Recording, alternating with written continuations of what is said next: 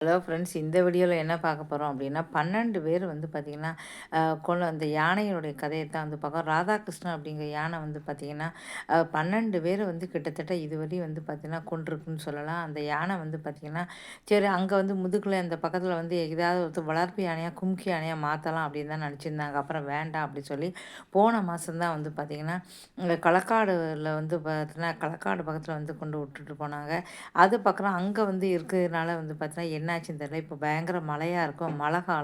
மழை காலம் இருக்கிறதுனால வந்து பார்த்தீங்கன்னா, மழை பெஞ்சதுனால ஒரு பாறையிலேருந்து அப்படியே அது வழுக்கிருச்சு. வழுக்கி கீழ விழுந்து பார்த்தீங்கன்னா, அந்த யானை வந்து உயிரிழந்திருக்குது. எல்லாருக்குமே ஒரு அதிர்ச்சியா இருந்திருக்கும். ஆனா அந்த இடத்துலயே இருந்துச்சுன்னா கூட வந்து பார்த்தீங்கன்னா, நல்லா இருந்திருக்குமே! அங்கேருந்து ஒரு வளர்ப்பு யானையா மாத்தலாமே அப்படின்னு நினச்சிருந்தாங்க. ஆனா வந்து பார்த்தீங்கன்னா, அது வந்து மனிதர்கள வந்து பார்த்தீங்கன்னா தாக்குது அப்படின்னால இந்த பக்கம் கொண்டு போல இடம் மாத்தலாம் சொல்லி விட்டாங்க. ஆனா இப்ப வந்து கீழ விழுந்து இருந்திருக்கு. ஒ கி அங்கேருந்து கொண்டு வந்து ஒரே மாசத்துல இப்படி நடந்திருக்கே சொல்லி எல்லாருமே வந்து வருத்தப்பட்டுருந்தாங்க.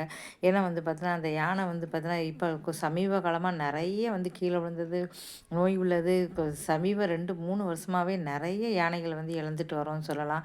இந்த யானைகள பராமரிக்கிறது வந்து அவ்வளோ எளிதான ஒரு காரியம் இல்ல. எல்லாராலயும் வந்து பராமரிக்க முடியாது. இருந்தாலும் இந்த யானை வந்து இருந்துச்சுன்னு சொல்லிட்டு எல்லாருமே ரொம்ப ரொம்ப வருத்தத்துல இருக்காங்க.